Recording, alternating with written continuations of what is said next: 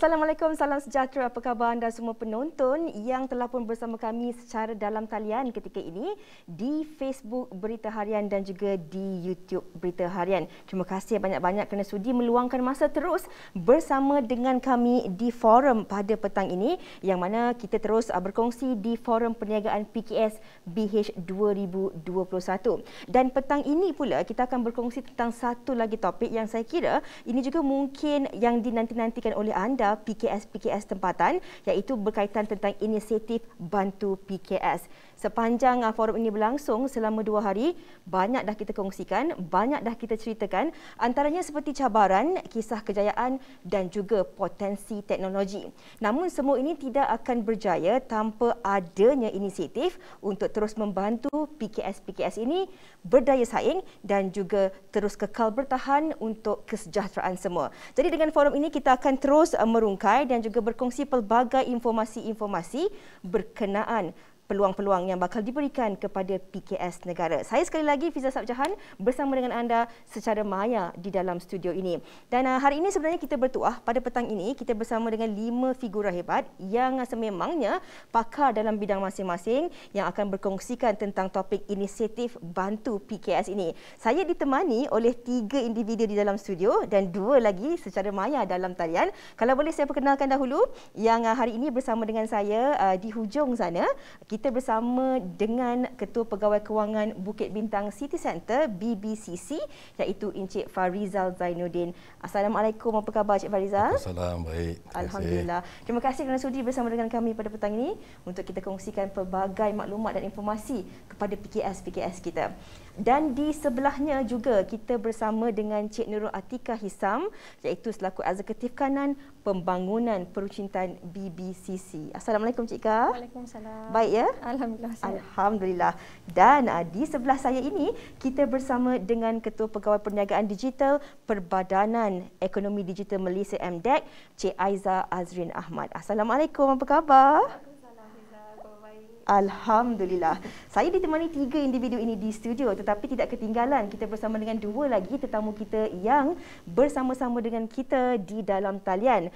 Izinkan saya untuk perkenalkan yang pertama, Ketua Pegawai Eksekutif Institut Keusahawanan Negara, iaitu Encik Muhammad Firdaus Azharuddin. Assalamualaikum Encik Firdaus, apa khabar? Waalaikumsalam, khabar baik. Baik, senyum sikit Encik Firdaus. Okey. Dan kita juga bersama dengan Ketua Solusi Enterprise M2M Celcom, iaitu Encik Muhammad Sukri Abdullah. Assalamualaikum, apa khabar Cik Sukri? Waalaikumsalam, alhamdulillah baik. Baiklah. Saya kira bukan saja saya kira bukan sahaja kita yang tak sabar, tapi saya kira penonton-penonton kita, usahawan-usahawan PKS kita juga tak sabar nak tahu apakah input yang bakal diberikan kepada mereka petang ini. Jadi sebagai pembuka tirai gelanggang forum kita pada petang ini, kita nak mulakan soalan pertama bersama dengan Encik Farizal sendiri. Kalau kita lihat dalam tempoh hampir 2 tahun ini, pelbagai tekanan yang terpaksa dilalui oleh PKS. Bukan saja PKS sebagai usahawan, tapi kita juga manusia sebagai seorang individu. Namun bagaimana kita melihat BBC sendiri melihat keadaan terkini PKS di Malaysia dalam tekanan akibat terjejas dengan pandemik, terutama sekali bagi PKS yang bersaiz kecil dan juga sederhana. Bagaimana BBCC melihat ini? Memang tidak dinafikan kan. Pandemik ini telah banyak menjejaskan PKS di sini. Jadi tapi kalau kita nak lihat dari satu sudut yang positif, pandemik ini telah menyedarkan ramai usahawan PKS bahawasanya mereka perlu mengubah cara melakukan perniagaan dengan penambahbaikan operasi mereka, jualan mereka kan. Jadi especially terutamanya menggunakan teknologi digital masa kini lah. Jadi contohnya macam kita lihat ada usahawan yang telah berganding dengan pengusaha platform penghantaran atas talian, mula menerima pakai pemasaran secara digital dan juga yang paling banyak kita tengok jualan atas talian lah. Yeah. Kan? Jadi saya rasalah kan, para usahawan ni perlu juga menyelidik kan bentuk-bentuk bantuan yang sedia ada yang disediakan especially oleh agensi-agensi kerajaan dan juga pihak swasta untuk membantu dan membimbing usahawan ni dalam perkara-perkara yang saya sebutkan tadi lah. Secara jujurnya saya sendiri pun sebenarnya kurang arif bab digital teknologi masa kini ni kalau nak apply to business kan. Jadi saya sendiri pun kena ambil tahu jugalah. Ya. Tapi pada masa yang sama kan, walaupun banyak yang pergi mengguna jualan atas talian kan, pada pendapat kami lah kan, semenjak sektor ekonomi ini telah dibuka, kami rasa saluran berniaga melalui omni-channel lah kita panggil masih relevan, di mana menggandingkan kedai fizikal dan juga secara online, dan terutamanya dalam bidang peruncitan. Kalau kita lihat, inilah sebenarnya yang dikatakan kesenangan di sebalik kesulitan yang berlaku. Yeah. Kalau sebelum ni mungkin ramai juga dalam kalangan usahawan-usahawan ini yang berada dalam zon selesa mereka, comfort zone mereka, tetapi cabaran mendepani pandemik ini membuat mereka terbuka mata, terbuka minda untuk mencuba sesuatu yang baru, terutama sekali ke arah kita digital of online inilah kan. Usahawan online ini. Kita nak tanya soalan seterusnya kepada Encik Firdaus sendiri. Kalau kita lihat di laman sesawan Facebook dan sebagainya, ada macam-macam iklan ataupun promosi yang dikongsikan oleh InScan sendiri sebagai institut yang banyak membantu usahawan untuk memberi peluang kepada mereka mempelajari sesuatu yang baru. Dan kalau kita lihat juga bagi tahun ini sehingga Julai lalu, InScan sendiri telah pun banyak membantu dan melepasi sasaran melatih golongan PKS ataupun usahawan ini. Dan kalau boleh dikongsikan juga untuk tahun 2021 sebanyak 15,734 usahawan dari seluruh Malaysia telah pun dilatih melalui 366 program latihan dan juga bimbingan keusahawanan oleh InScan. Jadi boleh tak kalau Cik Firdaus kongsikan bagaimana ini semua dapat dilakukan dan bagaimana ini juga sebenarnya dapat membantu usahawan-usahawan kita? Cik Firdaus, silakan. Okey, terima kasih Fiza. Pertama sekali, bila kita nak minta usahawan masuk ke alam digital, InScan sendiri kena masuk ke alam digital. Jadi bermula pada hari kedua daripada PKP bulan Mac tahun lepas, kesemua program-program InScan telah didigitalkan dan semua kelas-kelas InScan kami telah bawa secara online. Dan kita disebabkan kita juga melihat ada kekangan keuangan, kita turunkan harga kelas-kelas bimbingan InScan. Pada permulaan MCO dulu hanya RM10 saja untuk setiap kelas. Ya. Jadi tujuan kita adalah supaya pada ketika zaman pandemik yang pada permulaannya lebih-lebih lagi, dulu kita nak pastikan kita dapat reach out kepada seberapa ramai SME ataupun micro SME yang ada dekat luar sana, dan kita berikan latihan dan bimbingan sewaktu mereka menjalani period pandemik ini.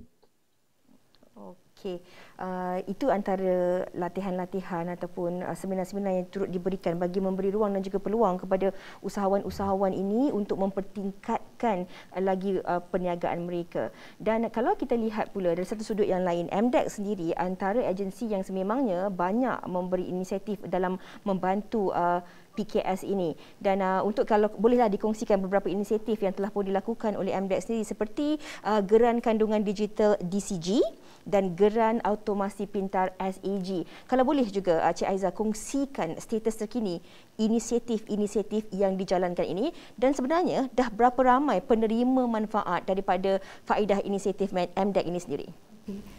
Bismillahirrahmanirrahim. Assalamualaikum warahmatullahi wabarakatuh. Salam sejahtera Fiza. Thank you for asking the question. Ya, terima kasih.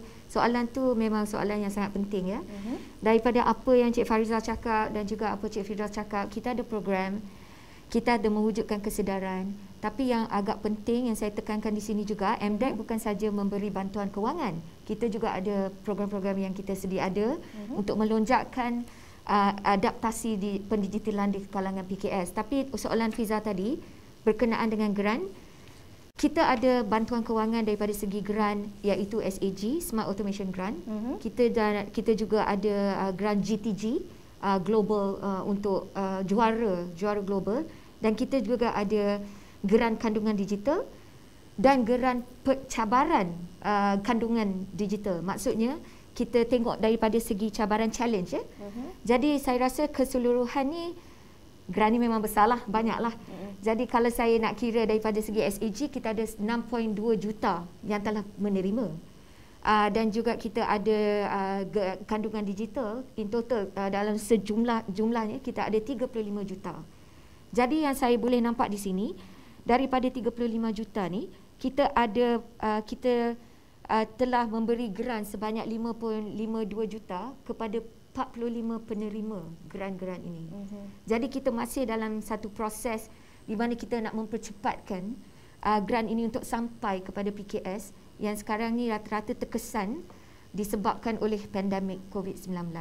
Jadi itu adalah satu bahagian bantuan daripada MDEC untuk PKS. Kita ada lagi program-program lonjakan yang lain yang mungkin sekejap lagi saya boleh terangkan lagi. Okey. Dan sebanyak 45 PKS telah pun mendapat manfaat tersebut dengan berjumlah 5.5 juta. Okey, jadi kiranya ada banyak lagi inisiatif yang akan terus dijalankan oleh MDEC ini untuk membantu PKS-PKS, dan saya kira sebagai usahawan juga kita pun harus mencari antara solusi, kita pun harus orang kata rajin juga untuk membuat pembacaan, analisa dan sebagainya untuk kita mencari mana antara ruang-ruang yang kita boleh mendapatkan bantuan, bukan saja dari sudut kewangan tapi juga dari sudut bantuan mental ataupun pembelajaran dan sebagainya. Dan ini kita nak tanya juga kepada Encik Sukri Abdullah. Hari ini saya pakai baju warna Selcom, Encik Sukri. Okey Okey, daripada Selcom ya. Okey. Jadi kalau kita cakap tentang perniagaan digital, kita harus akur bahawa telekomunikasi ini sememangnya antara elemen yang sangat-sangat penting. Kalau kita lihat Selcom sendiri turut mempunyai antara pakej-pakej khas bagi membantu PKS tempatan. Tapi ada yang tahu, ada yang tak tahu. Mungkin ramai juga PKS yang menonton ketika ini ingin tahu apakah sebenarnya yang ditawarkan oleh Selcom. Kalau boleh Encik Sukri kongsikan bersama dengan kami. Okey, terima kasih Fiza. Sekarang ni kita tengah buat promosi SME Bundle. Kita dah bermula promosi SME Bundle ni daripada 22 bulan Julai, dan kita ada lebih kurang seminggu ke 2 minggu lagi untuk kita lanjutkan dan untuk kempen fasa pertama. Kita punya fokus ataupun position kita ialah untuk membantu pihak PKS lah, Fiza, di segi productivity tools ya, dan juga kami memandangkan kami begitu prihatin kepada masalah-masalah yang dialami oleh pihak PKS ni. Kita juga menawarkan dari segi rebate percuma selama 3 bulan dan juga membantu dengan kerjasama MDEC dan sebagainya, membantu dari segi membuat aplikasi penjana grant yang tu. So produk yang kita tawarkan sekarang ni produk-produk terkini yang comply dengan penjana, dan dia bermula dengan mobile plan, Fiza. So mobile plan yang menarik dengan device yang menarik dengan konten-konten yang menarik. Dan selepas pada tu kami tawarkan juga dia punya productivity tools.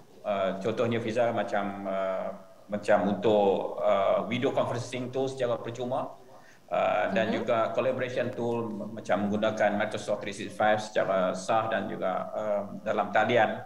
Ini yang dipanggil productivity tools. Yang kedua ialah satu package untuk sedikit advance atau pertengahan, kita panggil booster pack, di mana kita menyediakan kandungan digital marketing ataupun apa yang kami panggil EMS, dan juga business wireless goal ataupun business wireless untuk menyediakan wifi secara maya, dan juga satu produk terkini yang kita panggil missing kira. Kita selalu nampak yang pos terminal ini merupakan selalunya dia memerlukan pelaburan yang besar, tapi untuk pertama kali dalam Malaysia kita menggunakan pos ataupun missing kira ni, point of sale system ini melalui Android phone, dan ini serendah RM50, serendah RM80 bergantung pada package yang kita buat. Di samping itu kita juga tengah menyediakan Fiza satu plan khas untuk pengguna-pengguna yang lebih advance. Jadi itu nanti kita akan umumkan dalam masa yang terdekat.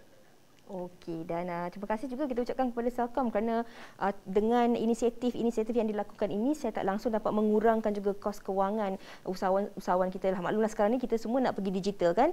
Saya susah nak sebut pendigitalisasi keusahawanan. Okey, kalau kita bercakap tentang hari Ahad lalu apabila pengumuman rentas negeri diberikan, ia memberi satu kabar dan juga berita gembira buat semua rakyat Malaysia dan terutama sekali bagi golongan usahawan. Apabila kita boleh rentas negeri bermakna perniagaan-perniagaan usahawan-usahawan ini juga boleh kembali mekar seperti sedia kala. Walaupun mungkin tidak seperti sebelum tempoh pandemik, tetapi sekurang-kurangnya mereka mampu untuk bernafas. Ini juga memberi satu berita baik, satu kegembiraan terutama sekali bagi industri pelancongan, perhotelan termasuk ruang kecil. Tetapi dalam tempoh 2020 hingga 2021 ini ada juga bagi mereka yang terkesan ini yang mana mereka juga mungkin telah berpindah ke ruang yang lebih kecil dan sebagainya. Tapi kalau kita lihat Encik Farizal, ketika pandemik ini berlaku, ramai yang tak mampu nak bayar sewa, ramai yang mungkin ada tutup kedai, tapi ada juga yang cuba bertahan dengan kadar sewaan yang telah pun dikurangkan dan sebagainya. Tetapi berbeza bagi BBCC yang menyediakan satu platform untuk PKS ini menerusi Malaysia Grand Bazaar. Inisiatif ini kabarnya dilakukan sebagai satu cara untuk membantu usahawan PKS ini. Apakah objektif sebenar projek yang dilaksanakan ini kalau boleh dikongsikan? Baik. Sedikitlah kita cerita. Malaysia Grand Bazaar ni adalah salah satu komponen di dalam pembangunan projek bersepadu yang kita panggil Bukit Bintang City Centre. Jadi projek ni adalah satu projek usaha samalah antara UDA Holdings Berhad, Ecoworld Group Development Berhad dan juga Kumpulan Wang Simpanan Pekerja, di mana nilai anggaran kasar pembangunan di sini adalah tidak kurang daripada 8 bilion ringgit. Jadi komponen Malaysia Grand Bazaar ni, kita wujudkan Malaysia Grand Bazaar ni sebagai satu platform perniagaan untuk mainly untuk usahawan-usahawan tempatan yang berbakat dan juga tukang-tukang mahir kraft tangan. Kan, atau kita panggil dia orang ni artisans lah, artisans. Di mana kebanyakan produk-produk yang kita akan pamerkan di sini mencerminkan dan dia juga untuk meraihkan kekayaan dari segi budaya dan hasil seni warisan terpadan Malaysia. Jadi kita bangunkan Malaysia Grand Bazaar ni dengan sebuah konsep yang menarik, di mana insya-Allah dia akan melahirkan satu suasana yang vibrant, ceria, meriah. Dan in fact kita punya tagline pun kita kata the colour palette of Malaysia. Untuk yang ni kan. Jadi kita harap dengan adanya Malaysia Grand Bazaar ni, kita punya objektif lah, harapan kita ialah semoga para usahawan ni dan juga para artisan ni dia orang dapat mempamerkan dan melonjak atau menaik taraf barangan-barangan artisan ni di mata dunia lah. Pasal kita rasa insya-Allah MGB ini kita posisikan dia sebagai satu tarikan baru yang mana it will be kita panggil a must visit place for tourists especially satu hari nanti insya-Allah dengan komponen-komponen lain yang ada di dalam pembangunan BBCC ini. Jadi harapan kita insya-Allah semoga produk-produk mereka ni kita dapat tunjulkanlah di pasaran dunia atau di mata global lah. Nanti saya rasa Cik Atikah dia akan cerita juga. Kita bukan hanya ada setakat kedai fizikal di sini. Okey. Mungkin Cik Atikah nak kongsikan dengan lebih lanjut lagi dan kabarnya juga melalui MGB ini Kuala Lumpur dikatakan akan hidup kembali dan kalau kita lihat di sini jangkaan atau sasaran berapa agaknya penyewa dengan keseluruhan 100,000 square feet dan kabarnya lebih kurang 200 kios yang bakal disediakan di sana. Sasaran minima kami adalah sebanyak 70% usahawan kraft akan menyertai kami menjelang pembukaan MGB. Namun begitu, platform e-dagang kami iaitu MGB Global. MGB Global adalah platform e-dagang yang kami bina khusus untuk memasarkan produk usahawan Malaysia ke pasaran antarabangsa. Jadi platform ini akan dilancarkan terlebih dahulu dan diikuti dengan pembukaan fizikal MGB pada awal tahun depan. Dengan itu, usahawan yang menyertai kami akan dapat menjana pendapatan walaupun kedai fizikal masih lagi belum dibuka. Kami amat optimis bahawa sasaran ini boleh dicapai disebabkan respon positif yang kami terima. Inilah yang kita katakan semuanya di hujung jari. Walaupun mungkin individu itu berada di United Kingdom ke di Afrika tapi mereka juga boleh terus melihat keunikan barangan-barangan dan juga produk-produk buatan artis Malaysia ya. Itu yang hebatnya kalau kita cakap tentang digital ini. Dan kita nak kembali kepada Encik Muhammad Firdaus. Kalau kita lihat di sini 5.6 juta hasil jualan telah pun dapat ditingkatkan melalui 7 program yang dilakukan di bawah InScan. Antara 7 program itu termasuklah Bumi Putra Business Coaching IBBC dan 2 program dalam talian iaitu onboarding coaching system e-board dan kalau boleh tuan nak perincikan ataupun perkongsikanlah dengan lebih ringkas tentang kedua-dua program ini ataupun ketujuh-tujuh program ini yang dapat membantu golongan usahawan sebenarnya. Silakan. Okey Fiza, izinkan saya bagi quick recap. Memang dekat InScan kami ada dua jenis program besarlah. Satu adalah program latihan dan satu lagi adalah program bimbingan. Program latihan kami adalah program-program seperti program yang sekerat hari, 2 hari ataupun 1 hari. Kita jalankan online sewaktu MCO ni. Program latihan kami seringkas-ringkas mengajar usahawan macam mana hendak mengambil gambar menggunakan smartphone. Ya, kelas macam tu pun kita ajar menghasilkan video menggunakan smartphone dan digital poster hingga ke advance Facebook marketing, TikTok marketing dan sebagainya. Tapi apa yang kita perhatikan bahawa dengan usahawan ni kita tak boleh bagi latihan saja. Kita tak boleh bagi latihan saja, kita tak boleh bagi duit saja. Kita perlu berikan bimbingan, ya. Dan konsep bimbingan inilah kita bawa dalam program-program bimbingan kami. Program bimbingan kami ni berlangsung selama 3 ke 4 bulan. Yang paling popular sekali ialah kita program InScan Bumi Putra Business Coaching, di mana program ini dikhususkan mengikut industri. Ada 18 industri yang kita jalankan program bimbingan ni. Paling popular adalah industri kafe dan restoran. Kita juga ada barbershop, car workshop dan sebagainya. Sewaktu pandemik COVID ni, ramai orang menyangkakan yang kalau dia terus buat digital marketing, masalah dia selesai. Tak. Kalau dia ada basic issue dalam dia punya business, digital marketing still tak membantu. So for example macam pengusaha kafe dan restoran, kita memang train dia seperti yang disebutkan oleh Tuan Farizal tadi, mereka banyak masuk kepada platform penghantaran sebagainya. Tapi kita perlu berikan bimbingan kepada mereka macam mana untuk berjaya apabila mereka masuk ke dalam platform-platform ini.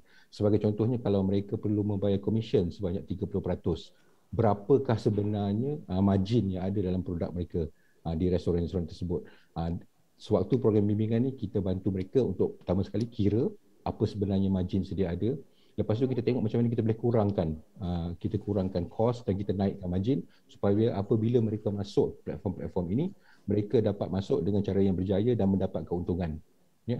Jadi juga kita ada lagi satu program yang kita panggil e-boarding punya program. Di sini kita bimbing usahawan daripada zero hingga ke menjual ke dalam platform-platform yang ada. Ada 9 platform yang kita lakukan onboarding ni, Shopee, Lazada, Facebook, Instagram, YouTube dan sebagainya. Dan kita dalam semua program-program bimbingan ni kita akan mengukur berapakah jualan mereka sewaktu dalam program dan kita akan tengok sama ada peningkatan ke tak. Target kami untuk setiap peserta yang masuk dalam program bimbingan kita nak naikkan jualan dia paling kurang 20%. Waktu COVID ni kalau boleh naik sales 20% dah kira champion jugalah kan.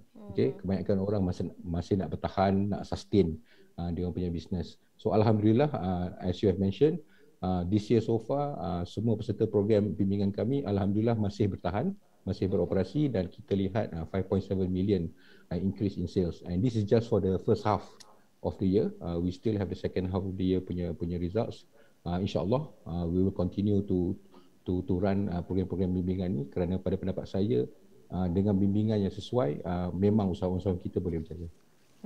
Cik Farida, saya nak tambah sedikit sebab kadang-kadang kan ramai juga mungkin dalam kalangan usahawan-usahawan kita ni mereka nak belajar sesuatu yang baru tapi mereka tak tahu sebenarnya kat mana boleh mereka mendapatkan mengetahui tentang seminar ataupun program bimbingan ni sebab kadang-kadang bila mereka tengok di media sosial dan sebagainya mungkin bimbingan-bimbingan ataupun kursus-kursus yang ditawarkan tu memerlukan kos yang mahal sehingga ada juga kursus-kursus tawaran bimbingan ini yang mencecah hingga puluhan ribu ringgit. Jadi mungkin di sini peranan InScan juga boleh membantu kepada usahawan-usahawan bahawa sebenarnya di InScan juga memang ada banyak inisiatif-inisiatif yang boleh membantu usahawan-usahawan ini untuk mencapai peningkatan dalam perniagaan mereka. Kalau kita tengok ada banyak kategori-kategorinya ini, Cik Firdaus.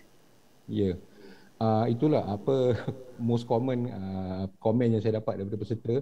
Dia kata bila masuk program InScan berbayar yang RM50 ni, dia kata macam masuk program berbayar yang RM800,000. Sebenarnya kami menggunakan trainer-trainer yang sama. Di InScan kami tidak mempunyai trainer langsung. Kita membawa trainer daripada luar, kita outsource kita punya trainer untuk conduct kita punya kelas. So kebanyakan usahawan akan surprise lah. Dia tengok sebenarnya dia will, sebab kebanyakan orang akan ingat ini agensi kerajaan, so program kerajaan lah kan, nyanyi negaraku dulu, lepas tu apa semua. Actually no, alright, of course you sing negaraku first, but the quality of trainers yang kita letak for the program is at par or sometimes even better, sebab sometimes kita gunakan industry player to conduct some of the classes, and dia akan memberikan input dan pendapat yang sangat bertepatan dan berkaitan dengan industri mereka sendiri. Okey, baiklah. Jadi penonton-penonton yang bersama dengan kita, usahawan-usahawan PKS ini, pastikan anda terus like dan juga follow Facebook dan juga YouTube Berita Harian ini, dan juga anda boleh follow YouTube dan juga Facebook panelis-panelis kita hari ini untuk anda ketahui dengan lebih lanjut lagi apakah sebenarnya inisiatif-inisiatif yang turut ditawarkan oleh agensi-agensi masing-masing. Dan ini kita nak tanya pula kepada Cik Aiza, kerjasama terbaru. Ini kerjasama terbaru antara MDEC dan juga SEDAR bagi membantu PKS dalam adaptasi pendigitalan. Dan kalau kita lihat pendigitalan ini antara elemen penting buat PKS untuk menuju ke arah pemulihan ekonomi pasca pandemik ini. Ini yang memang menjadi kerunsingan, memang bergetar ataupun merungsingkan ramailah dalam kalangan usahawan kan. Jadi boleh tak kalau nak dikongsikan dengan lebih lanjut lagi tentang inisiatif ini, dan bagaimana usahawan-usahawan yang sedang bersama dengan kita ini, mereka juga boleh membabitkan diri bersama dengan MDEC dan SEDAR ini. Terima kasih Fiza. Jadi kita dengar daripada Encik Fariza, daripada Tika, daripada panelis kita, sebenarnya bantuan daripada kerajaan ini banyak. Ya. Bukan daripada segi kewangan, dari segi program-program juga. Jadi saya sekarang ni nak reach out lah kepada PKS yang sedang menonton. Walaupun banyak bantuan-bantuan yang ada, dan saya akan kupaskan sekejap lagi, apa yang penting untuk PKS sekarang ni untuk menerima, maksudnya convince yourself, saya digital. Kenapa saya cakap saya digital? Sebab MDEC memang brand kita, hashtag saya digital. Maksudnya sesiapa sahaja boleh menerima digital.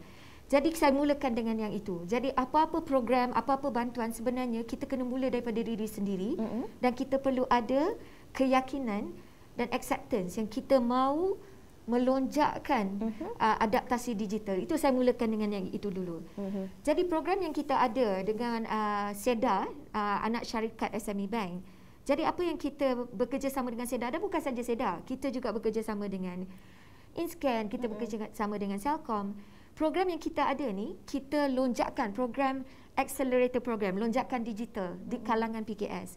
Matlamat kami untuk program ini adalah untuk kita train, kita membimbing sebanyak 1,000 PKS. Itu matlamat kita. Tapi kita harapkan 1,000 tu boleh jadilah 2,000 selepas ini.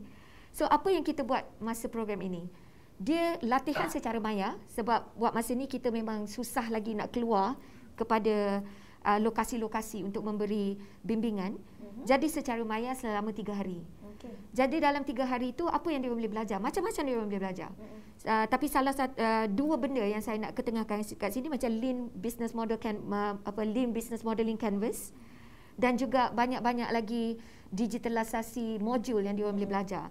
Selepas dia belajar, apa yang dia boleh buat, kita padankan pula dengan teknologi service provider.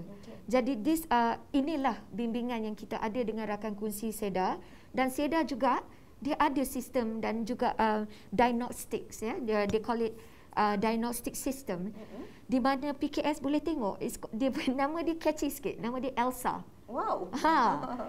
Enterprise Life Cycle Assessment. Bukan Princess Elsa? Bukan Princess Elsa, saya tengah tunggu Princess Anna pula.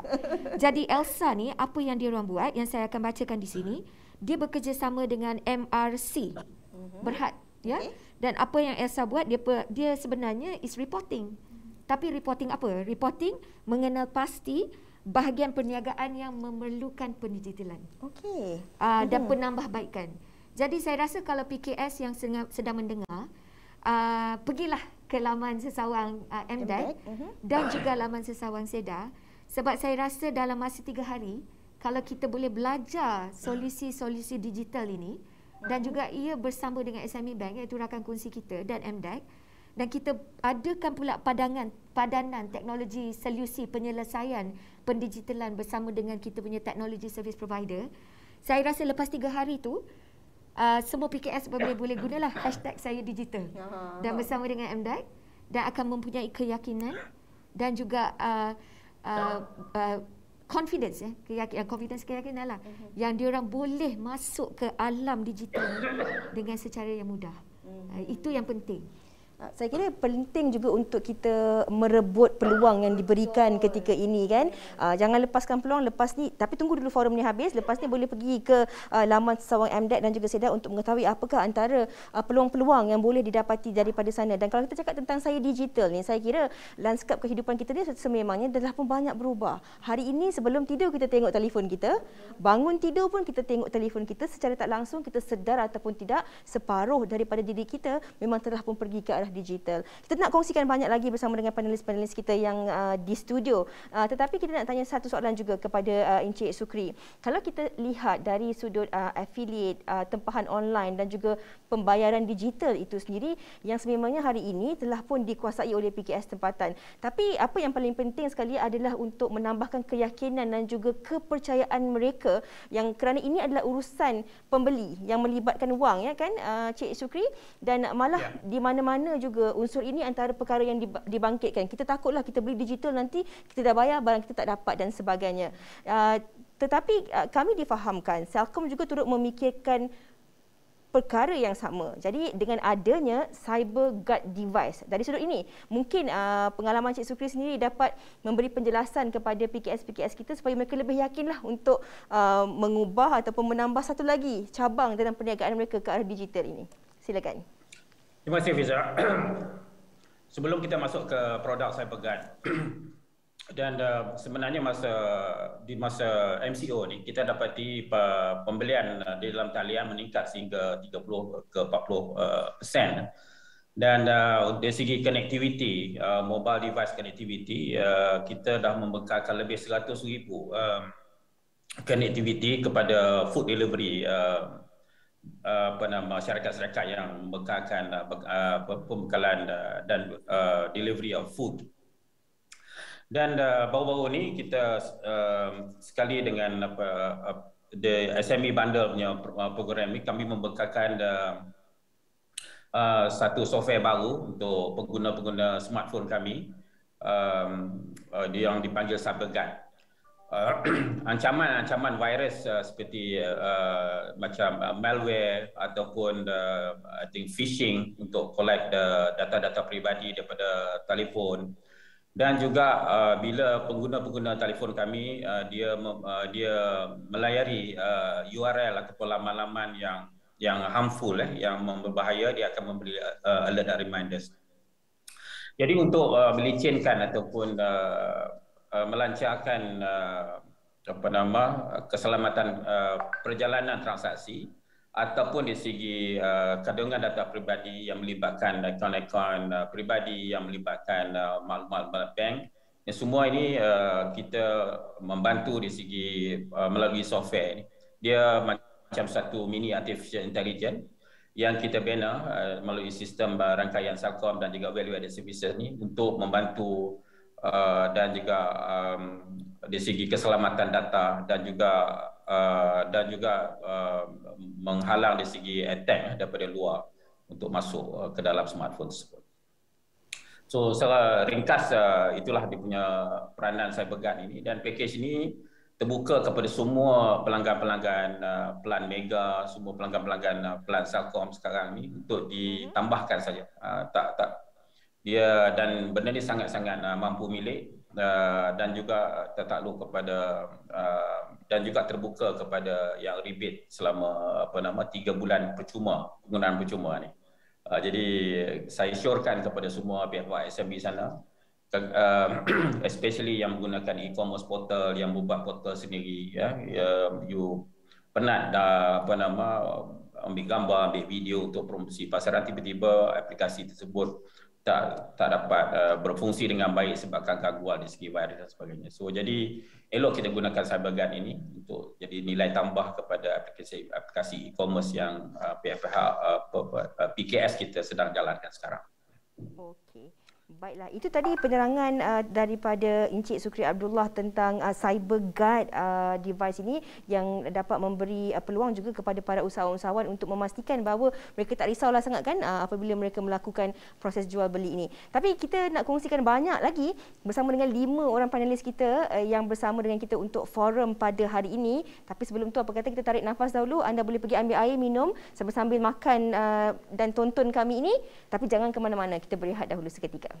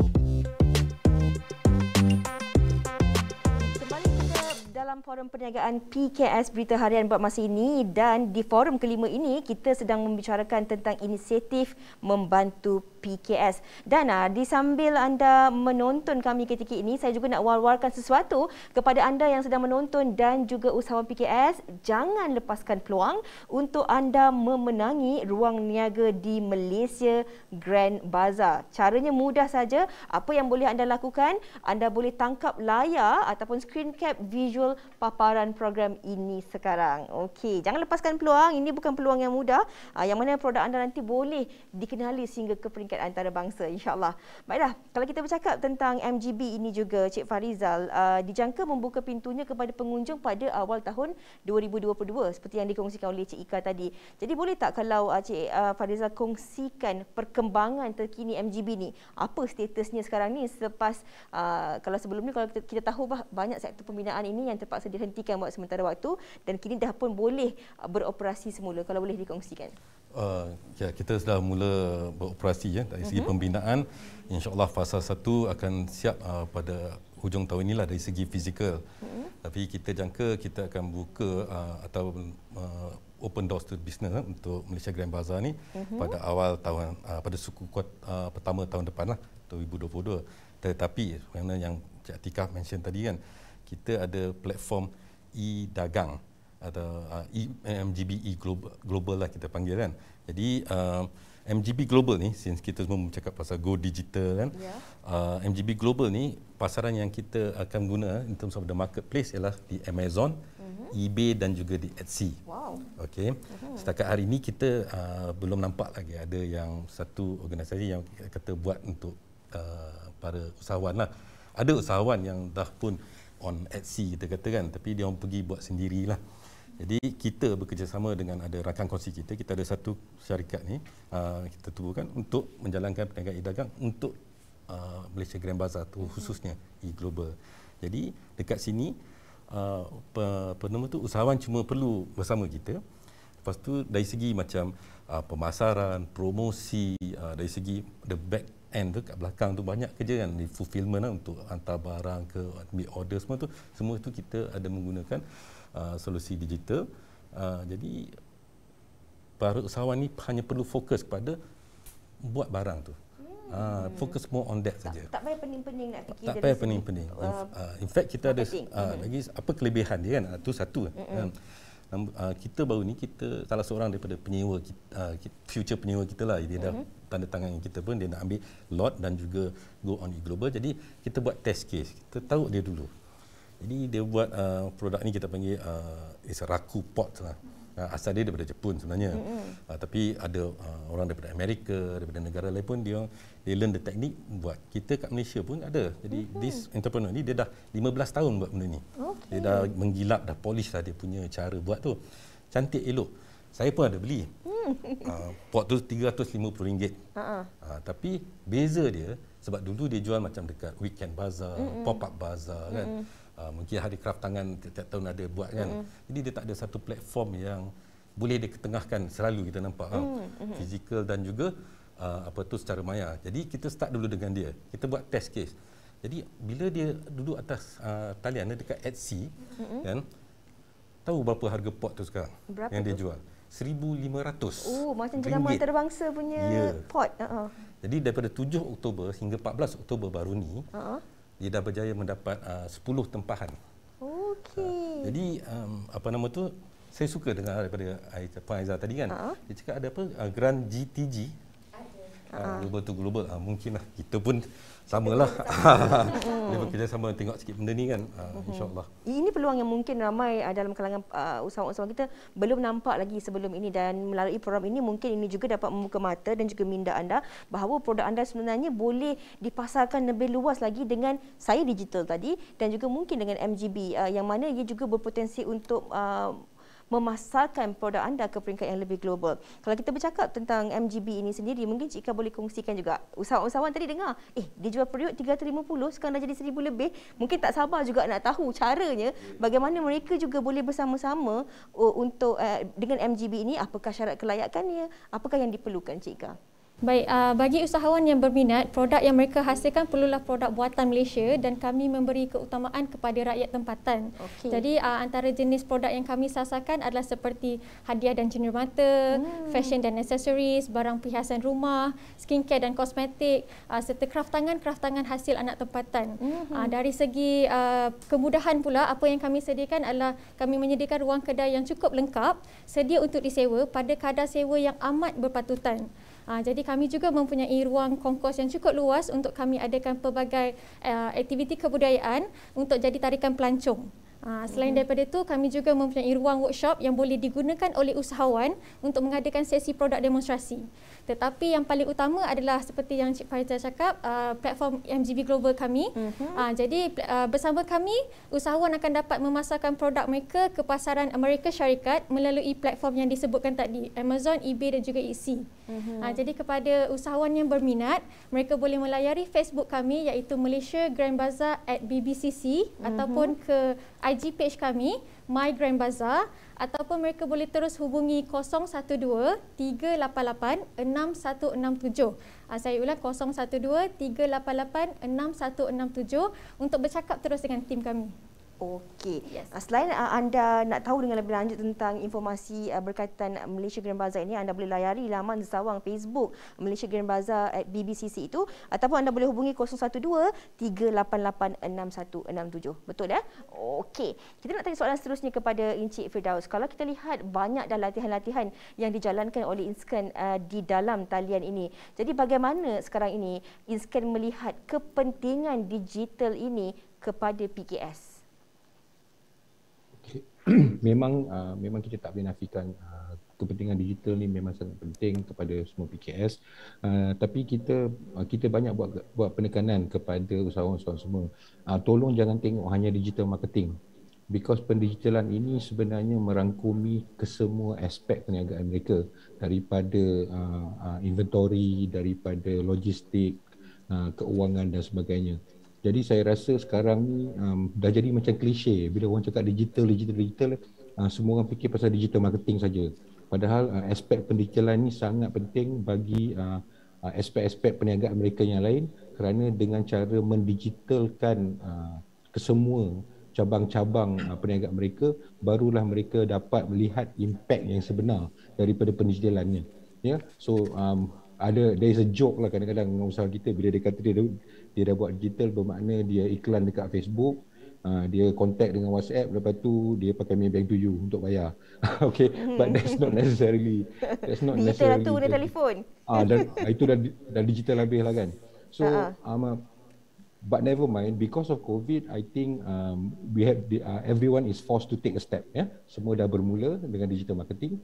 So go further, ya. Pergi ke depan lagi, macam Encik Syukri daripada Celcom offer bandwidth punya support.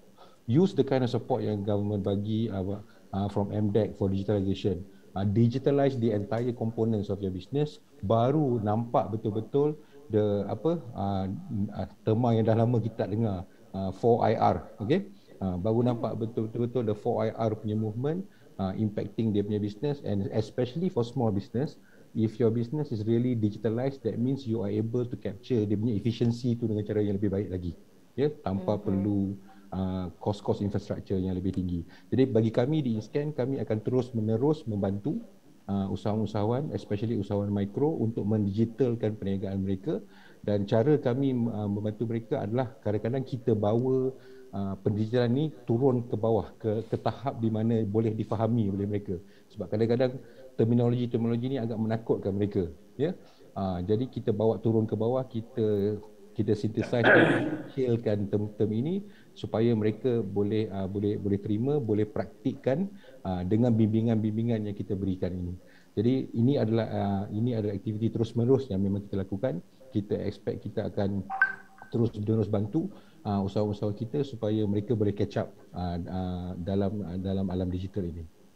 Okey, itu antara inisiatif dan juga latihan-latihan yang telah pun diberikan oleh Inscan, dan bagaimana Inscan sendiri melihat bahawa kadang-kadang kita daripada digital pun kita kena pergi ke bawah juga untuk membantu para usahawan kita ini lebih memahami tentang digital ini, sebab kadang-kadang mungkin ada juga yang dah buat perniagaan 20 tahun, 30 tahun kan, memang tak pernah tahu tentang digital ini, dan mereka baru nak berjinak-jinak apatah lagi dalam tempoh pandemik ini. Tetapi kita nak pergi pula kepada MDEC. Kalau kita lihat MDEC sendiri telah menjalankan pelbagai inisiatif, antaranya seperti e-rezeki, e-usahawan yang kalau kita lihat secara kolektifnya telah pun menjana pendapatan lebih daripada 2.153 bilion. Saya ulang, 2.153 bilion. Jadi kan, kalau kita cakap dengan jumlah yang besar itu, apakah sebenarnya dengan sasaran yang telah pun dinyatakan menerusi rancangan Malaysia ke-12 baru-baru ini untuk meningkatkan usahawan mikro, ada strategi-strategi baharu yang akan dilaksanakan oleh MDEC sendiri? Terima kasih Fiza. Jadi kita tahu kan rancangan Malaysia ke-12 ni akan merangkumi 5 tahun yang akan datang kan. Ya. Jadi memang di MDEC ni kita banyaklah ada inisiatif-inisiatif, tapi saya sangat teruja dengan Cik Farizal Malaysian Grand Bazaar tadi, di mana kraftangan-kraftangan dan juga bahagian lokal, kita punya local produce ni kita bawa kepada e-commerce platform yang sangat besar. Etsy adalah satu nama yang besar. Saya nak bercakap kat sini berkenaan dengan apa yang Cik Farizal dan Puan Atika buat. Salah satu daripada RMK12 dan juga Belanjawan 2021 kami ada, saya akan bercakap pasal 5 inisiatif. Tapi inisiatif yang saya nak bercakap sekarang ni adalah berkenaan e-commerce, e-dagang. Jadi kita ada Shop Malaysia Online, Fiza, dan kita juga ada Go E-commerce Onboarding. Jadi Go E-commerce Onboarding ni, kita punya target, KPI untuk Go E-commerce dengan Shop Malaysia Online ni, kita dah lepas dia punya matlamat dia dengan sangat banyak, because kita dah nampak usahawan-usahawan mikro dan PKS, kita buka jalan untuk bila kita kata Go E-commerce Onboarding ni, diorang dapat program-program training bagaimana untuk menjual di platform e-dagang. Kita bekerjasama, Fiza, dengan 32, kalau tak silap saya, pengusaha-pengusaha platform e-dagang. Shop Malaysia Online ni pula, kita subsidizekan transaction daripada consumer. Kita buka kepada 202,000 peniaga tempatan untuk Go E-commerce Onboarding dan juga Shop Malaysia Online. Di samping itu, kami juga ada program e-rezeki. Jadi e-rezeki ni kita ada 106 rakan kongsi yang menolong lebih daripada 400,000 peniaga. Jadi kalau Fiza nampak tadi bilion, inilah nombor-nombor yang penting yang kita perlu saya nak kongsi di sini. E-dagang setempat, pedas, di mana kita memberi bimbingan kepada usahawan mikro yang kecil-kecil ni, yang tak ada langsung SSM punya registration. Sebab kita faham gig economy akan bermula dengan lebih rancak, dah bermula, dia akan dirancakkan lagi. Sebab kita dah tahu masa kesan pandemik semua kat rumah, macam mana nak menjanakan pendapatan. Jadi ini adalah program-program dekat MDEC. Satu program yang saya juga nak share di sini, e-usahawan. E-usahawan dah melatih lebih daripada 100,000 peniaga. Dan lagi satu saya nak bercerita di sini sebab Grand Bazaar ni sangat interesting, sangat-sangat saya memang teruja mendengar. 100 Go Digital. 100 Go Digital ni kita bimbing peniaga-peniaga sama ada peruncitan ataupun F&B, retail, dan kat sini craft tangan. Jadi kalau Fiza tengok kat sini, saya sekarang ni memakai usaha anak muda kita di Langkawi. Jadi dia punya brand ni By Ash Majid. Salah seorang dia ada di Langkawi tapi orang Penang, orang saya lah, daripada saya punya negeri. Jadi dia buat craft tangan daripada dokoh yang kita rasa tradisional, dan juga batik Terengganu dan juga batik Kelantan. Saya jumpa dia, saya memang tahu dia salah seorang daripada kita punya partisipan untuk 100 Go Digital.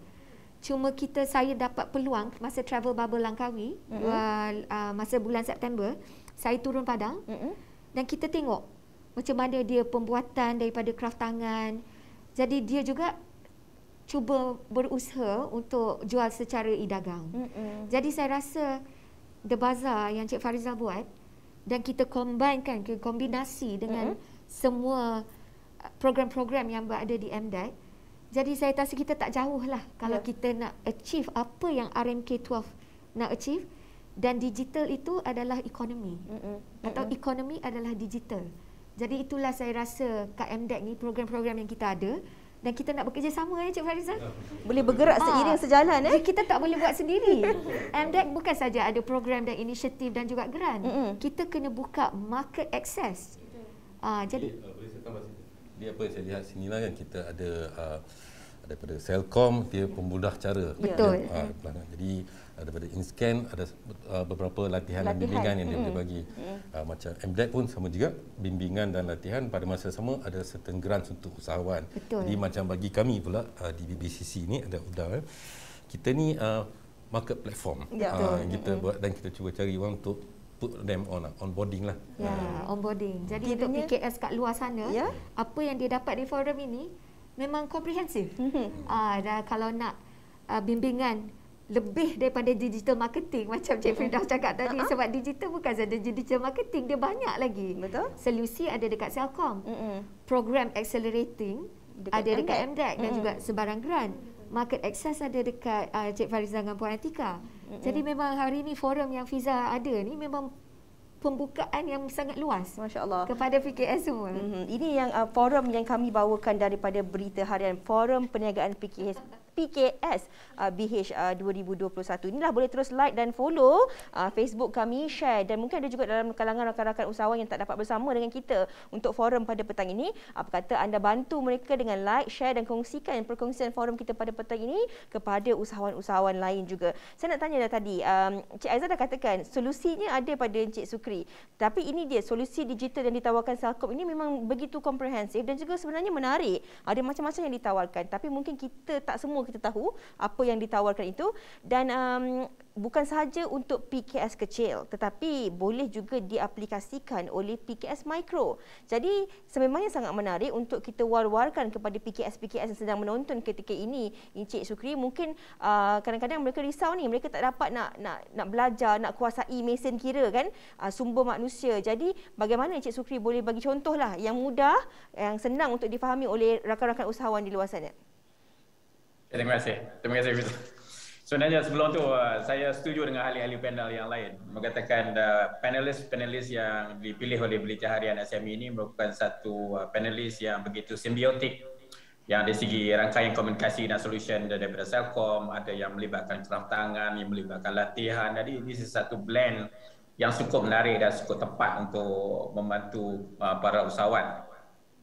Dan salah satu, selain pada digital marketing yang kita mention tadi tentang e-commerce, satu dimension baru yang melibatkan macam mana the micro SME ni, yang for example people yang terlibat, usahawan kita yang terlibat dengan food truck yang menjual burger, yang menjualkan bundles, yang ada butik, ya, dan sebagainya, yang ada small cafe, untuk merekodkan perniagaan mereka. So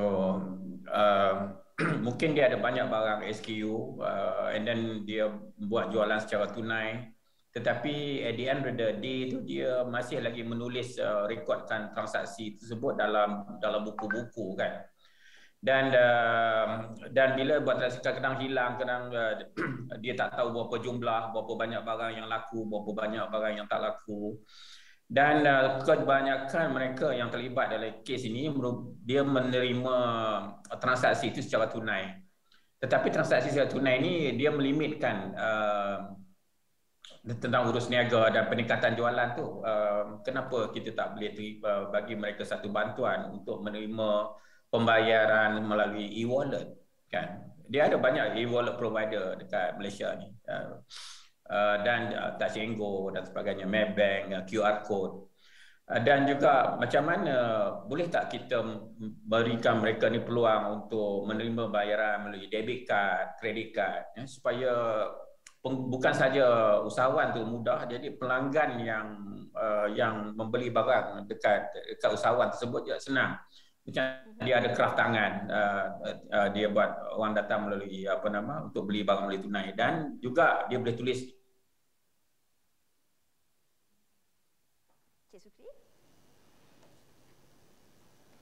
Cik Sukri? Okey, tak apa. Nanti kita sambung semula dengan Cik Sukri, tapi nak teruskan. Ya. Kalau ada lagi sikit nak tambah, Cik Sukri silakan. Ya, dengar Hafizah? Ya, dengar.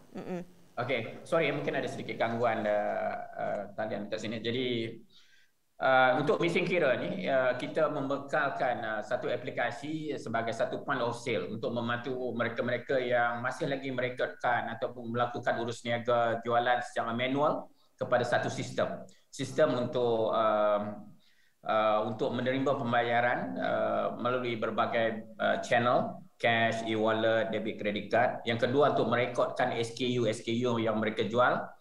Dan juga untuk untuk mereka melihat satu dashboard untuk macam mana prestasi jualan harian mereka, mingguan mereka, bulanan mereka. Dan juga dia datang daripada bila urus niaga ni dapat dibuat secara digital, mesin kira ni dia membekalkan satu automated bookkeeping. Based on the financial reporting standard FRS tu, jadi dia ni sangat mudah untuk jika sekiranya SME kita boleh menggunakan laporan daripada IFRS itu untuk dikepilkan bersama kalau mereka nak membuat pinjaman kewangan daripada bank ataupun institusi kerajaan.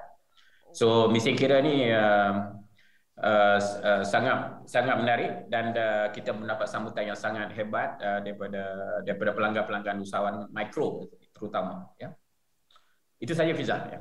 Baiklah. Kalau kita lihat mesin kira itu juga sebenarnya antara automatic bookkeeping yang memang boleh juga membantu usahawan-usahawan mikro kita. Baiklah Cik Farizal, saya kira mungkin ramai juga dalam kalangan penonton kita ni nak tahulah apa agaknya sebenarnya rancangan jangka panjang untuk MGB ni. Mungkin nak bukakan tempat lain kan lepas ni? Okey, buat masa ni kami hanya fokus atau menumpukan dengan MGB secara fizikal kita nak make sure itu berjalan dengan lancar, elok. Pada masa yang sama menguruskan yang cabang MGB Global yang e-commerce platform tu. Jadi kita nekatlah kita mau untuk memperkukuhkan jenama MGB inilah. Jadi semua usahawan, karyawan ke yang ada di bawah payung MGB ni kan kita boleh bawa naik sekali lah. Itu tujuan kita lah. Jadi kalau kata dia orang duduk on Etsy kan, ada juga yang pergi sendiri put their products on Etsy kan. Tapi dia akan hilang, tak nampak. Pasal kan nak cari barang search pun tak ada. Tapi macam kita dekat MGB ni, kita akan buat promosi. Semua bawah payung MGB Global. Kita akan, jadi orang tengok promosi dari segi fizikal ada, promosi dari segi online pun ada. Jadi dia ada presence lah. The presence will be felt. Itu yang kita nak. Jadi hopefully that boleh lah, membantulah naik taraf dan melonjak dia orang ni. Jadi kalau kata satu hari kita tengok konsep ni semua berjaya, mungkin kita boleh consider tempat-tempat macam tumpuan pelancong macam di Langkawi ke, di Pulau Pinang ke, kita boleh replicate benda yang sama, kita buat benda yang sama mungkin pada skala yang sama ataupun kecil sedikit. Tapi konsep dia semua super. Itu mungkin kita boleh lakukanlah di masa depan insya-Allah. Okey. Dan itu yang telah dikongsikan oleh Cik Farizal tadi. Dan bagi anda yang sedang menonton kami ini, apa kata anda scan barcode yang terdapat di skrin sekarang ni? Saya dah pun scan, dan bila anda scan, apa yang keluar nanti, thank you for your interest in Malaysia Grand Bazaar. Dia akan keluar macam ni. Jadi anda boleh lihat dan tahu sendiri apakah antara maklumat-maklumat lanjut yang akan dikongsikan bersama Malaysia Grand Bazaar di dalam ini. Ada macam-macam lah. Macam mana, how did you hear about us? Nanti boleh cakap lah daripada forum ini. Dan kemudian produk kategori seperti yang dikongsikan oleh Cik Ika tadi, ada macam-macam sebenarnya yang dikongsikan ataupun boleh anda ketahui daripada forum ini. Dan Cik Ika, kalau kita lihat, kita semua sekarang ini sedang berharap menanti kepada peralihan fasa endemik dan pembukaan semua sektor ekonomi. Jadi dengan perkara ini, adakah sebenarnya selepas ini perancangan MGB sendiri yang akan dibuka, adakah ia juga sebenarnya akan dibuka kepada usahawan-usahawan di luar Lembah Kelang ataupun hanya tertakluk kepada mereka yang berada di kawasan sekitar saja? Baik, Fiza. Dari segi SOP untuk menjaga keselamatan kesemua orang, kita akan pengunjung yang datang ke premis kami perlulah lengkap 2 dos vaksinasi dan kami akan mengambil bacaan suhu badan. Okey, dari segi pembukaan kepada usahawan luar Lembah Kelang, kami amat mengalu-alukan penyertaan mereka kerana kami memahami antara cabaran utama mereka adalah mereka tidak dapat berada secara fizikal untuk menguruskan kedai mereka ataupun tapak perniagaan mereka. Sekiranya mereka bercadang untuk membukanya di Lembah Kelang, bukan sahaja kepada usahawan Lembah Kelang, tapi mereka yang baru menapak dalam bisnes seperti menjalankan perniagaan ini secara part time. Jadi di sini kami mengadakan solusi khas. Kami mewujudkan satu platform di mana kami akan membantu menguruskan jualan dan mereka hanya perlu bekalkan saja kepada kami. Cukup mudah. Jadi mereka tak perlu memikirkan hal operasi. Amat mudah lah. Memang sangat-sangat mudah. Dan ini memang saya kira tadi kita dah ulang pun banyak kali kan, ini juga ruang dan peluangnya yang harus direbut oleh usahawan-usahawan kita, sebab kadang-kadang kita nak buat sendiri, kita semua nak pergi ke arah digital, tetapi kadang-kadang kita tak tahu bagaimana nak bermula, di mana tempatnya dan siapa yang boleh membantu kita. Jadi dengan apa yang kami kongsikan bersama dengan anda di forum ini, pastinya dapat memberi satu solusi kepada permasalahan anda. Okey, Cik Firdaus, kalau kita cakap tentang inilah tadi kan, kita minat nak berniaga. Tapi kalau kita tak ada usaha, tak nak pergi cari ilmu, dia memang takkan ke mana-mana. Itu yang mungkin boleh kita kaitkan dengan angan-angan Mak Jenil lah kan. Angan-angan tu banyak tapi tak mampu untuk direalisasikan.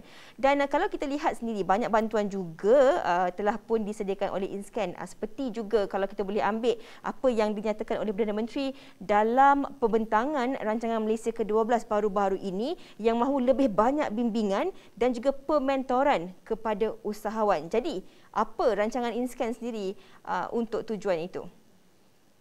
Okey Fiza, kita akan terus-menerus memberikan program-program bimbingan kita kepada usahawan. In fact, tahun ini kita tambah lagi bidang bagi kita jalankan program bimbingan kita. Kita tambah bidang seperti outdoor, kita tambah bimbingan untuk industri adult punya adult punya care dan sebagainya. Dan insya-Allah pada 25 hari bulan Oktober ini InScan akan melancarkan program yang baru yang kita panggil program DNA, Dropship and Agent. Actually seperti yang dah ceritakan lebih awal lagi daripada panelis lain, memang konsep dropship ni dah lama, dah bertahun-tahun. Tapi kita dapati tak ada latihan khusus untuk dropshipper. Kebanyakan founder ataupun pemilik produk kadang-kadang dia orang terpaksa menanggung dropshipper yang tak berapa mahir. Jadi we are introducing this program on a supply and demand basis.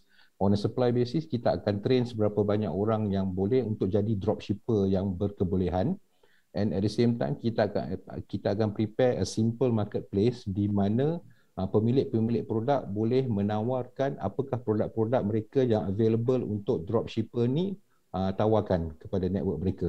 So kita bakal lancarkan program ni pada 25 hari bulan Oktober ni. Sambutan yang kita dah terima so far sangat-sangat menggalakkan. Hampir 40 orang founder produk telah sign in to join the dropshipper punya program. Kita sasarkan yang kita akan train lebih kurang 2,000 orang bakal usahawan untuk jadi dropshipper usahawan. Dan saya rasakan kalau jadi dropshipper ni dia simple sikit. Kalau nak jadi usahawan ni banyak sangat benda nak kena fikir. Okey, mula dulu dengan jadi dropshipper, because dalam dropship ni element ni dia punya keusahawanan tu maybe it's only about 30 or 40% saja yang dia perlu belajar.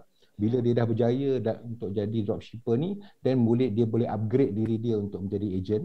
Dalam program kami ni, jika dia dah menjadi dropshipper dan nak upgrade jadi agent, kita juga akan tawarkan pembiayaan daripada Tekun Nasional untuk mereka mendapatkan sedikit modal untuk menjadi agent pula selepas itu.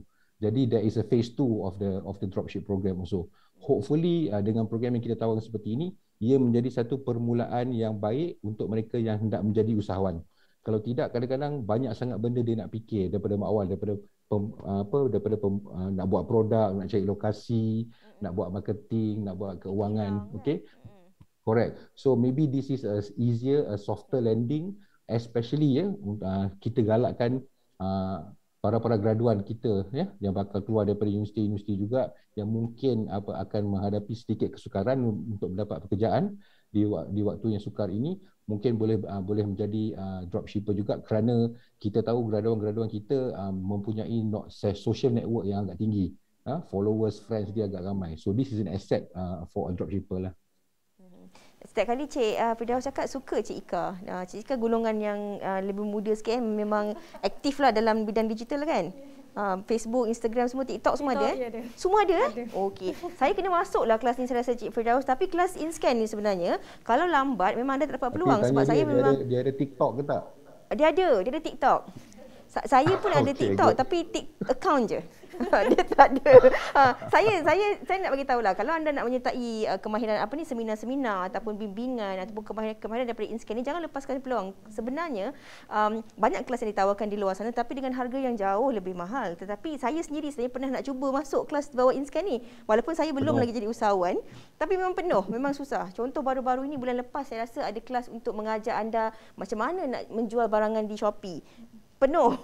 Kemudian saya sempat tengok yang mana mereka kongsikan di Facebook bagaimana untuk mengajar para usahawan ini untuk menguruskan kewangan. Saya kira penting juga sebenarnya untuk usahawan untuk belajar menguruskan kewangan dan sebagainya. Jadi mungkin saya perlu masuk untuk kelas dropship ni dulu sebelum nak pergi ke kelas advance Cik Firdaus? Yes. Marilah sama-sama kita. Okey. Jadi Cik Aiza, kalau kita lihat Malaysia sebagai pusat digital ASEAN menerusi rancangan Malaysia ke-12. Jadi apa penambahbaikan yang dirancang oleh MDEC? Tadi rata-ratanya Fiza dan juga ahli panel yang lain kita bercakap daripada segi local industri lah kan, digital di Malaysia. Jadi MDEC ni Malaysia Digital Economy Corporation. Jadi ada di mana bukan saja kita tengok lokal dan kita juga kena tengok daripada segi ASEAN.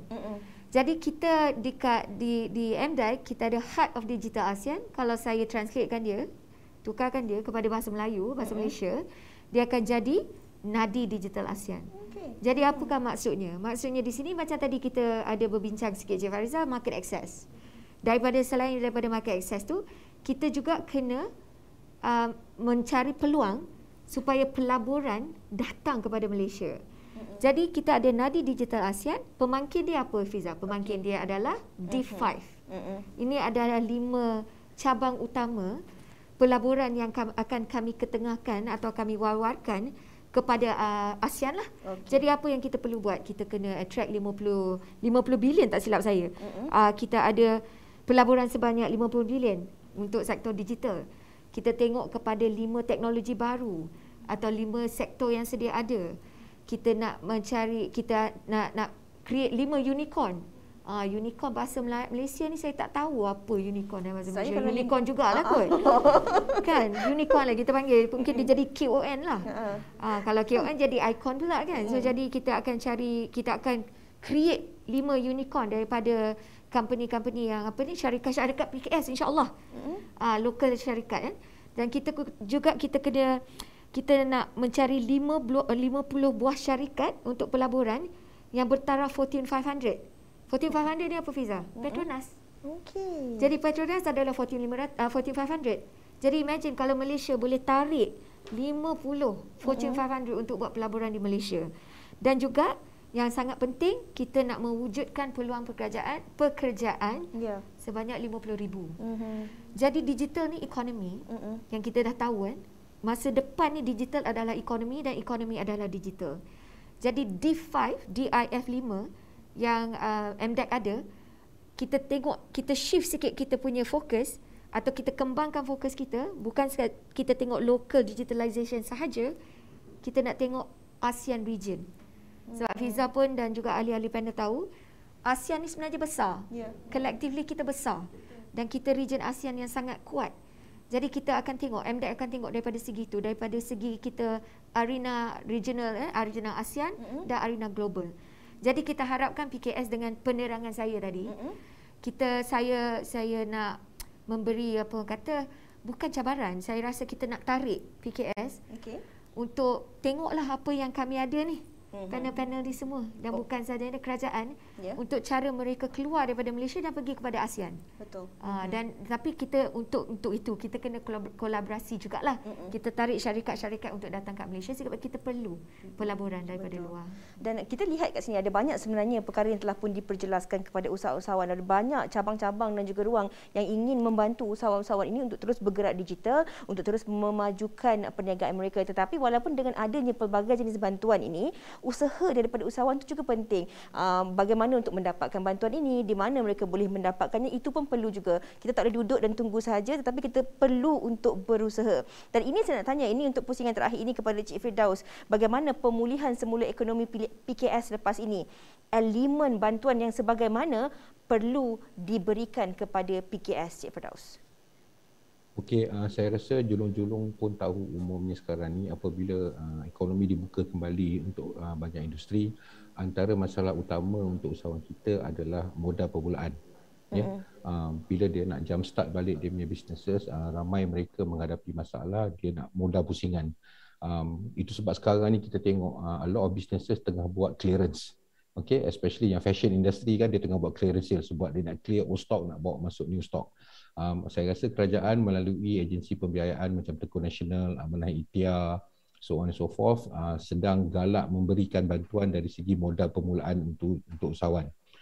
Sewaktu dalam kelas-kelas bimbingan usahawan juga, saya sering berpesan kepada usahawan-usahawan lain, okay, as the economy reopens balik kepada semua, saya minta kepada semua usahawan tolong belajar daripada pengalaman mereka sewaktu the last pandemic 16-17 bulan ni. Apakah masalah-masalah yang mereka hadapi, dan macam manakah mereka dapat atasi ataupun tidak dapat atasi masalah-masalah itu.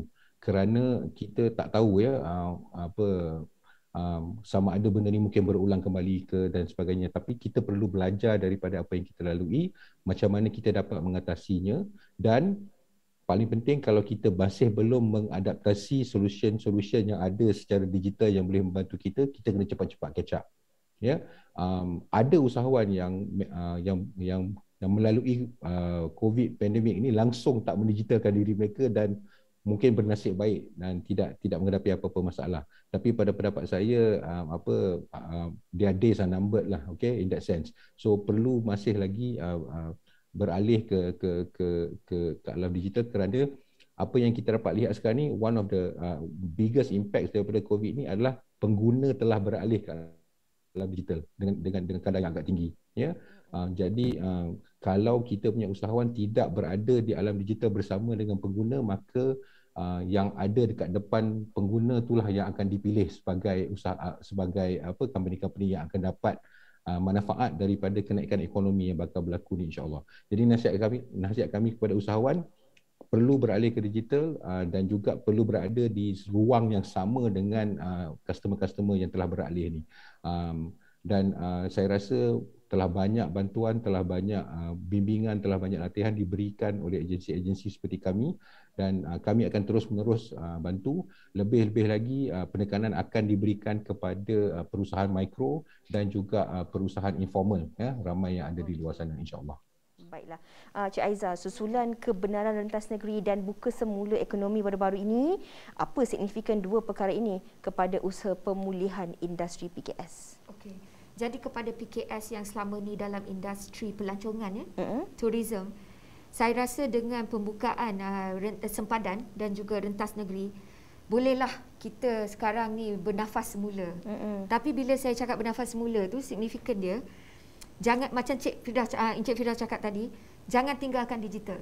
Sebab digital ni akan bagi orang tahu dia orang kat mana, kan? Sebab pelancongan ni sebenarnya experience.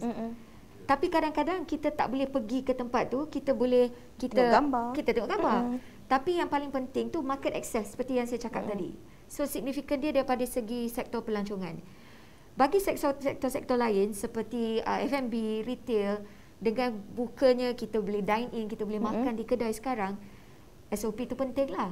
Tapi selain daripada SOP, seperti Selcom Cik Zakri cakap tadi, banyak solusi-solusi digital yang kita boleh pakai dan guna pakai sekarang, jangan tinggalkan. Jangan pergi balik ke buku 35 lah kalau seboleh-bolehnya, kan. Kita adaptasikan pendigitalan, sebab saya bukannya nak niat menakutkan, tapi kita sentiasa kena bersiap sedia dan bersiap siaga. Saya boleh belajar perkataan tu, seperti pandemik ni akan berlaku lagi. Jangan leka dan don't forget, sebab kita tak tahu lagi sekali hit, ya. Mungkin bukan 100 tahun akan datang dengan dari environment pollution semua. Kita sentiasa kena bersiap sedia. Jadi jangan tinggalkan pendigitalan. Pendigitalan itu adalah ekonomi baru. Jadi kita kena sentiasa ada dan bersiap sedialah.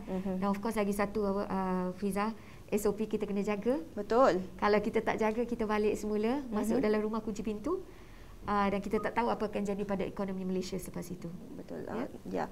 Saya kira itu sangat penting apa yang Cik Aiza katakan itu tadi. Dalam sama usaha kita nak membangkitkan semula ekonomi, kita perlu ada juga keseimbangan antara sosial, kesihatan dan juga yang lain-lain. Yang ini sememangnya memerlukan kerjasama daripada semua pihak. Dan sedikit daripada Encik Sukri, bagaimana dan sejauh mana Selcom menyokong usahawan PKS tempatan? Silakan.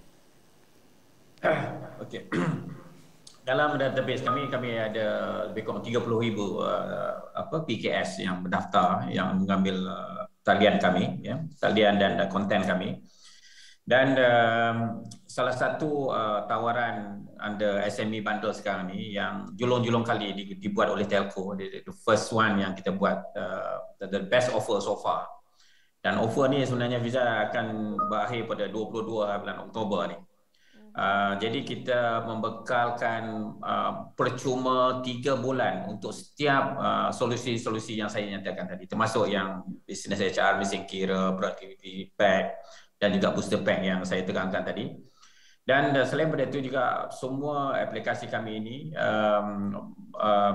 dia eligible untuk penjana grant visa. Jadi daripada 24 bulan kontrak tersebut, 6 bulan secara net dia tu akan diberikan secara percuma, ya, secara dia telah tertakluk dalam terma tu.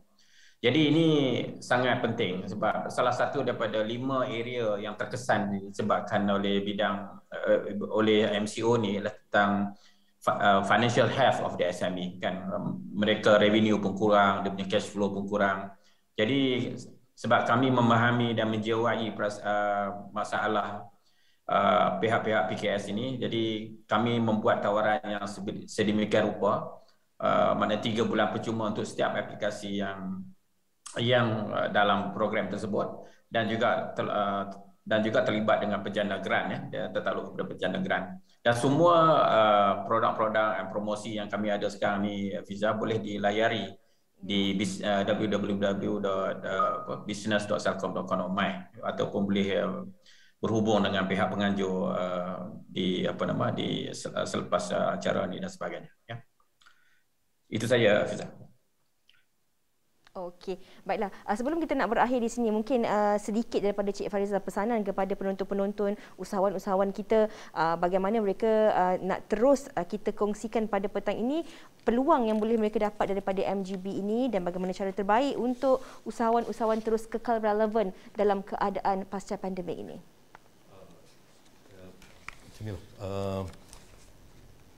Kalau boleh tu hubungi kami. Lepas tu kita punya MGB physical site pun dah hampir sangat-sangat siap. Jadi kita boleh bawa, lihat sendiri. Jadi selalu kita kata bila nak buat keputusan sama ada nak berniaga di MGB ke secara online atau secara fizikal, kita takut. Jadi kita selalu kata fear is always out of not knowing, kan. Jadi datang, lihat sendiri, tinjau sendiri, get the feel, kemudian baru buat keputusan. Dan saya apapun saya ucapkanlah selamat maju jayalah pada semua, terus kekal gigih dan cekal. Memang banyak cabaran dalam berniaga ni, kan. Ya, kalau saya sendiri pun mungkin dah tergolek lama. Betul. Kita juga harus ucapkan tahniah kepada usahawan-usahawan kita yang masih lagi bertahan walaupun ada yang merangkak sebelum ini, namun kita harapkan mereka mampu untuk kembali bangun, bertatih dan terus berlari bagi mencapai kejayaan dalam bidang yang mereka ceburi, khususnya bagi usahawan-usahawan PKS negara. Yang pasti tidak ada kejayaan datang bergolek, dan di sebalik kesulitan dan juga ujian itu pasti akan ada kesenangan yang akan menanti di hujung nanti. Orang kata light at the end of the tunnel, kan. Cahaya di hujung terowong tu insya-Allah kita dah nampak sikit sinar-sinarnya, tapi perlukan kesabaran dan juga sokongan yang telah pun diberikan. Dan begitu juga kami di Berita Harian ini melalui Forum Perniagaan PKS Berita Harian memberi pelbagai inisiatif, input, maklumat, cabaran, kisah kejayaan dan juga antara inisiatif-inisiatif yang boleh diperoleh anda sebagai usahawan. Jadi kita dah pun sampai di penghujung forum kita pada petang ini. Kami nak ucapkan terima kasih kepada kesemua panelis kita. Terima kasih kepada Encik Farizal, terima kasih kepada Cik Nurul Atika, terima kasih kepada Cik Aiza, terima kasih kepada 2 panelis kita di dalam talian, Cik Sukri yang asyik tersenyum dari tadi, dan juga kepada Encik Firdaus. Semoga ada ruanglah untuk kami nak masuk kursus InScan tu nanti, ya. Jadi kita harapkan daripada perkongsian hari ini sedikit sebanyak dapat memberi input, manfaat yang berguna khususnya buat anda usahawan, bakal usahawan dan juga usahawan-usahawan yang dalam proses survival ketika ini untuk meneruskan kelancaran perniagaan anda. Kami harapkan apa saja perkongsian ini dapat menjadi maklumat yang berguna. Terus kongsikan apa yang kami kongsikan ini bersama dengan rakan-rakan anda yang lain. Yang baik itu jadikan tauladan, yang buruk jadikan sempadan. Andai kata ada tersalah kata, tersilap bahasa dan mungkin ada gurauan kami juga yang mungkin membuat anda terasa maaf dipinta. Sehingga berjumpa lagi. Assalamualaikum. Bye.